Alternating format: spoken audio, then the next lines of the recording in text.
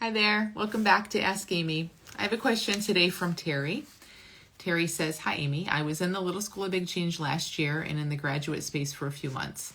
I saw tons and tons of new things. I've hired coaches, I've sat in different groups with the 3 principles, I listen to podcasts, read books, watch videos, and yet I still have my habit.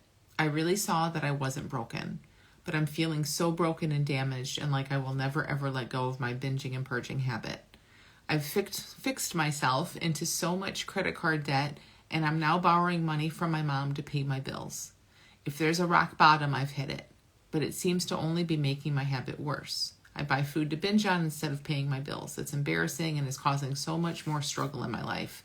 I often have thoughts of suicide, but I can ignore those thoughts because I can't imagine leaving my kids or letting them suffer because of me.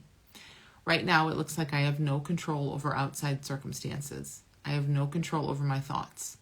I should have control over what I do with my body, but it doesn't feel like it, and I feel completely out of control. I also see that's not true 100% of the time. So do I have any control over anything? I don't know where to go from here. I feel so desperate and discouraged. If you have any thoughts, please share them." So Teri, I'm sorry for what you're going through and how this feels. I know it's super hard, and I think hopelessness is like one of the feelings that humans hate the most, and yet we felt it, and in a way it's sort of a beautiful thing when we really feel just completely rock bottom hopeless, because we have to look somewhere else, or even we have to just stop looking for a minute. Like there's something in that hopelessness, that can feel fresh and different. It's not constant spinning. It's not like, here's what I've done and here's what I've tried and here's what I'm going to do next. It's like, I don't know. So I really want you to sit in this feeling a little bit, and here's what I most want. Like, who would you be, or how would life feel without this thought? Because it is a thought. This thought that I'm too far gone, I'm broken, I've hit rock bottom, and this is where I am. Like, this is me. If that thought wasn't here, or if that thought was here and it was just looked like a thought rather than your truth, you'd just be, I don't really want to fill it in for you. I want you to discover, but here's what I see about it. Like you'd just be a woman here right now, here, which is all there is. So there's this big history, and anytime there's a history, there's also a future, even though both are completely made up. But there's this big history of here's how it's been and all that I've tried and all that's happening. And even when the history goes back to like yesterday, when you should have spent money on bills, but you spent money on food, that's still history. And it's done. It's over. It's non-existent. It literally is nothing but a story right now. Nothing but an imaginary story, a thought right now.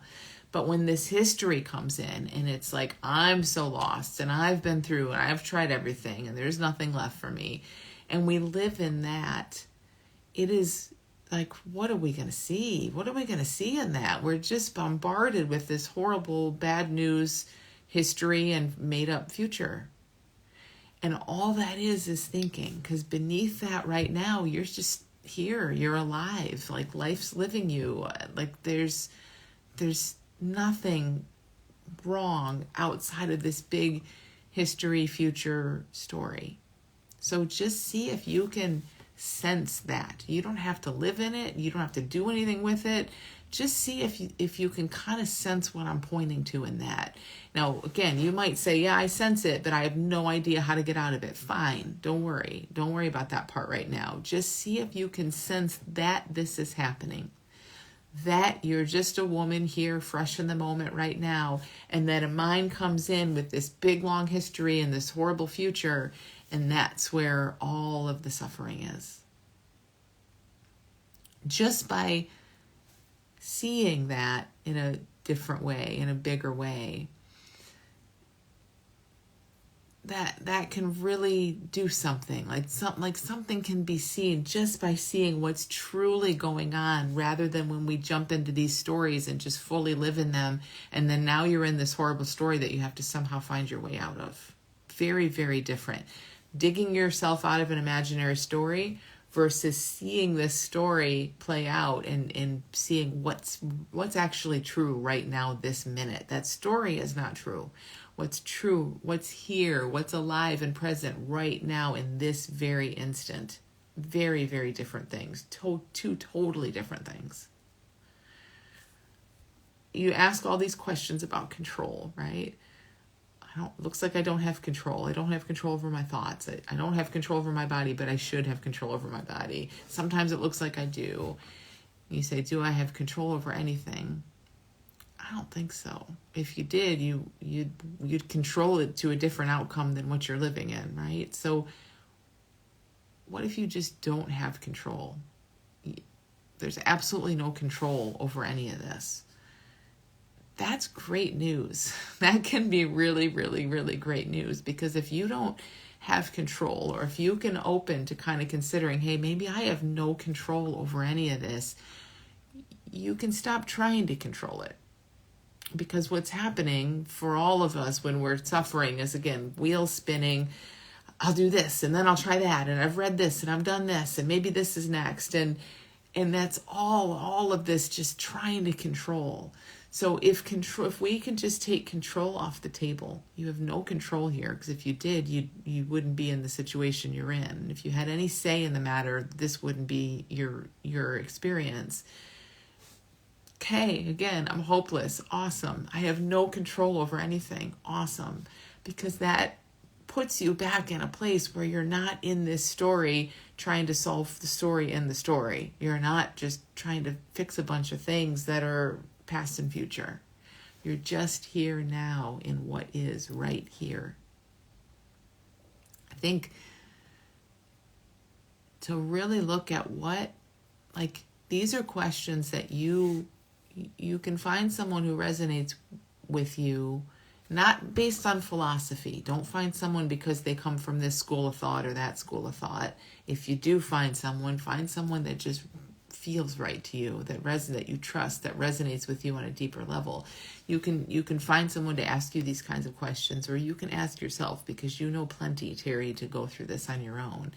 Like, when this habit seems to take over, like, what is there beneath it? What is this habit made of? Like, there's some thought and feeling, some experience, some energy that is not wanting to be felt.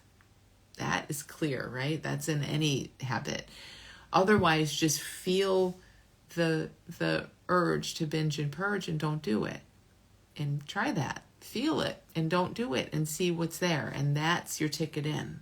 Whatever that is. Like, there's something that won't be felt, is afraid to be felt, that you're pushing away, that you're refusing to feel, that you don't even want to look at. I don't know what it is, but it's in that vein, and it's not just you. This is for everyone. For everyone. Like, if we're doing something and we keep saying, I don't want to do it, but I don't feel like I have a choice, I'm doing it anyway. Well, what is it? What even is it? It's really easy for the mind to say, oh, it's bulimia. No, it's not bulimia. It's a word. It's not. No one even knows what that is. That's a word. What is it? What is actually there? What's going on that is being so quickly, automatically pushed away, so that you go do these behaviors instead? What is that? It's so simple, and that's the last place we want to look, because that's right at the core of this. So again, just on your own or with a guide, I mean, that's where I would be really, really curious, and that is the meat of this. That's the core of this. You have no control over anything, Teri. There's nothing to figure out. You're hopeless. You don't know what to do.